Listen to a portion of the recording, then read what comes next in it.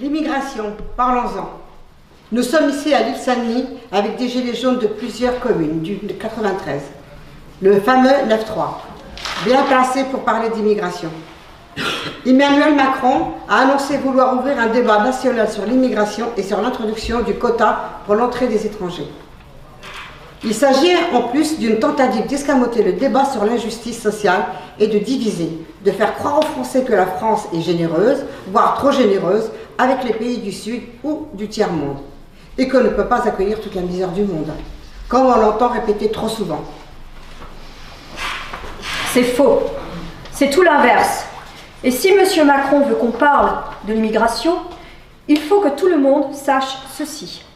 La France ne possède ni mine d'or, ni uranium, ni pétrole, ni café ou cacao, ni coltan, ce minerai indispensable à la fabrication des avions ou des smartphones, par exemple. Et ce n'est pas le camembert français, si bon soit-il, qui peut lui servir de monnaie d'échange pour tout ce qu'elle ne possède pas. Alors la France a recours au pillage et à l'échange inégal. Après l'esclavage et la colonisation, la France continue à voler les ressources de nombreux continents, dont l'Afrique, en leur imposant des traités aberrants, des cultures intensives pour l'exportation, source de famine pour des millions de paysans et leurs familles, et en imposant des guerres. Il faut aussi parler des fameux biocarburants présentés comme écologiques. Les biocarburants ont ruiné l'agriculture de très nombreux pays du Sud. Ils nous sont vendus comme une source d'énergie alternative propre. Mais sait-on que pour produire ces agrocarburants, on brûle des millions d'hectares de cultures agricoles, une véritable tragédie pour les petits paysans et les éleveurs, notamment en Afrique. Et la production des agrocarburants nécessite beaucoup d'eau. Il en faut 4000 litres pour obtenir ne serait-ce qu'un litre de bioéthanol. Le réservoir d'une voiture de taille moyenne fonctionnant en bioéthanol contient 50 litres. Pour fabriquer 50 litres de bioéthanol, il faut détruire 358 kg de maïs. Avec 358 kg de maïs, un enfant zambien ou mexicain vit une année entière. Même chose avec l'huile de palme utilisée pour la fabrication de agrodiesel. Au Cameroun, c'est le groupe français Bolloré qui a fait main basse sur une grande partie du palmeraie.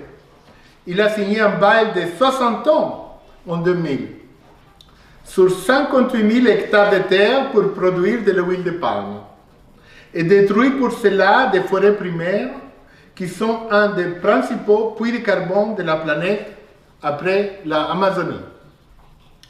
L'écrivain suisse Jean Ziegler a écrit « Sur une planète où toutes les 5 secondes, un enfant de moins de 10 ans meurt de faim, détourner des terres vivrières et brûler de la nourriture en guise de carburant constitue un crime contre l'humanité. » Quand les grands groupes français implantés en Afrique comme Bolloré ou Villegrain se vantent des bienfaits qu'ils apportent sur place en construisant infrastructures, ils ne disent pas comment ils expulsent les familles entières de leurs terres ancestrales, comment ils détruisent leurs potagers et leurs vergers, leur savoir-faire, transmis de génération en génération en matière de connaissance des sols et de sélection des graines. Le groupe Villegrain, qui possède la société sucrière du Cameroun, détient plus de 22 000 hectares de terre dans ce pays, après avoir signé un bail de 99 ans avec le gouvernement de Yaoundé pour les exploiter. En échange, Villegrain a versé aux communautés affectées une indemnité annuelle de 2 millions de francs CFA, soit l'équivalent, tenez-vous bien, de 5 € par famille et par an. Prenons le cas du Niger, une néocolonie française. Censé être le deuxième pays le plus pauvre de la planète, c'est pourtant le deuxième producteur d'uranium au monde. Pour nous fournir de l'électricité par le biais des centrales nucléaires, Areva importe près de 40% de sa production d'uranium du Niger.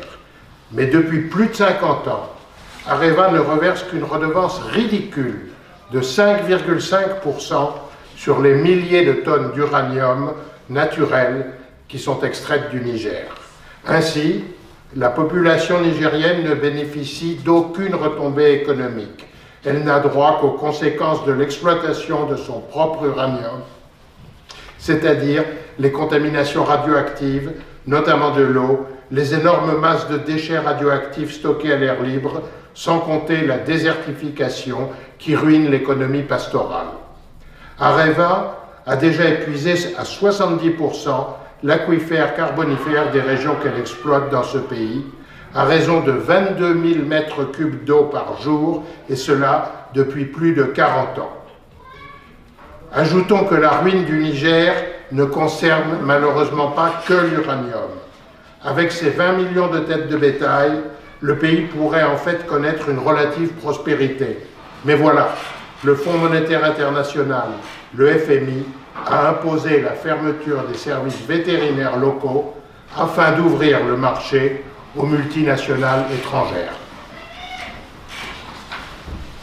Le FMI, un organisme dont la direction est toujours assurée par l'ex-ministre de Sarkozy, Christine Lagarde, restée en poste malgré ses ennuis avec la justice française, a également imposé au Niger la destruction de ses propres stocks de céréales au nom du sacro-saint principe du libre-échange.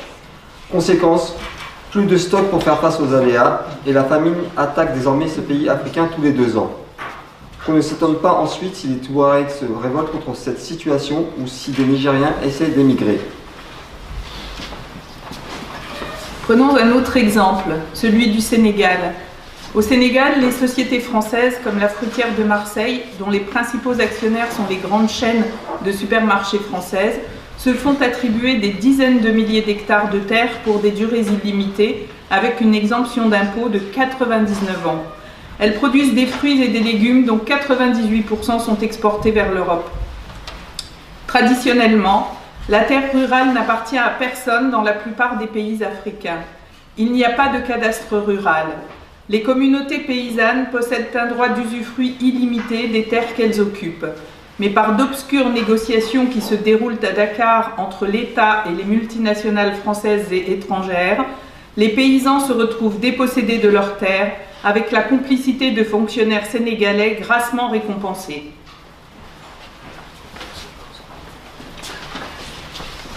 Une des techniques utilisées par les oligopoles, le mot olive venant du grec et voulant dire tout petit nombre, pour ruiner un grand nombre de pays à leur profit, c'est aussi le dumping, c'est-à-dire une baisse artificielle et temporaire des prix qui permet d'éliminer les concurrents locaux et ensuite de fixer les prix alimentaires à la hausse.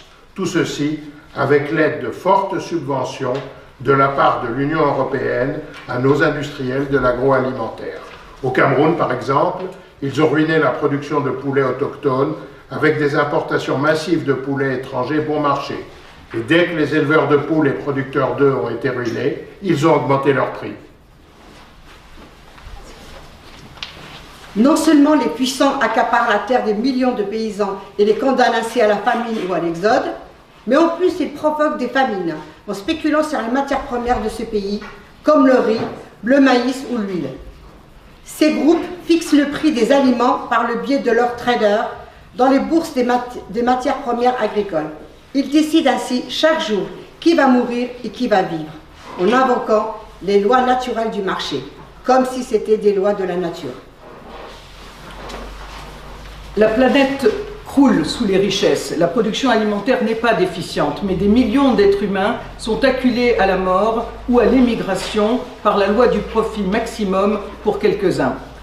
Gandhi disait déjà « Le monde a assez pour satisfaire les besoins de tous, mais pas assez pour satisfaire la cupidité de tous ». Monsieur Macron pourrait-il introduire dans le débat public la possibilité d'interdire la spéculation sur les denrées alimentaires, ou bien est-ce, comme l'impôt sur la fortune, patouche? Il paraît que l'Afrique a une dette envers la France depuis son indépendance. Ceci en raison de tous les bienfaits accordés par la France pendant la colonisation. 14 pays africains sont obligés de déposer plus de 60% de leurs réserves sur un compte d'opération à la Banque de France à Paris. 10 milliards d'euros bloqués qui ne peuvent pas servir au développement de ces pays. Et l'Afrique est en plus maintenue dans l'esclavage monétaire avec le franc CFA qui lui est imposé et qui vaut 650 fois moins qu'un euro. Un beau tour de passe-passe, non ? Le franc CFA est la seule monnaie héritée d'un système colonial encore en vigueur dans le monde. Les billets sont d'ailleurs imprimés dans 2 usines françaises. Et quand ils ne se laissent pas faire, quand les coups d'État que nous fomentons ne suffisent pas, nos gouvernements détruisent leur économie et introduisent le chaos, en leur faisant la guerre sous prétexte d'ingérence humanitaire ou d'armes de destruction massive, totalement inventées par nos dirigeants. C'est le cas de l'Irak, du bombardement de sa population civile et de l'embargo économique qui a entraîné la mort de 550 000 enfants irakiens de 1996 à 2000. À cause de l'interdiction d'importation de nourriture, de médicaments et d'autres biens vitaux, sous prétexte de punir Saddam Hussein. On pourrait citer bien d'autres exemples en Afghanistan, en Libye ou en Afrique, qui ont poussé à l'émigration, cette émigration sur laquelle on propose maintenant d'instaurer des quotas. Il y a un proverbe africain qui dit « Les murs les plus puissants s'écroulent par leurs fissures ». Alors, comme le propose Jean Ziegler, provoquons-en des fissures pour interdire la spéculation boursière sur les aliments de base, la fabrication de biocarburants à partir de plantes nourricières, pour protéger les paysans qui représentent la moitié de la population mondiale contre le vol des terres et pour préserver l'agriculture vivrière. La volonté des États n'existe pas. M. Macron n'ouvrira pas le débat sur ce sujet. C'est à nous de l'imposer par la mobilisation générale au nom de la justice et de la dignité humaine et de refuser que les migrants dont les pays nous nourrissent servent de bouc émissaire.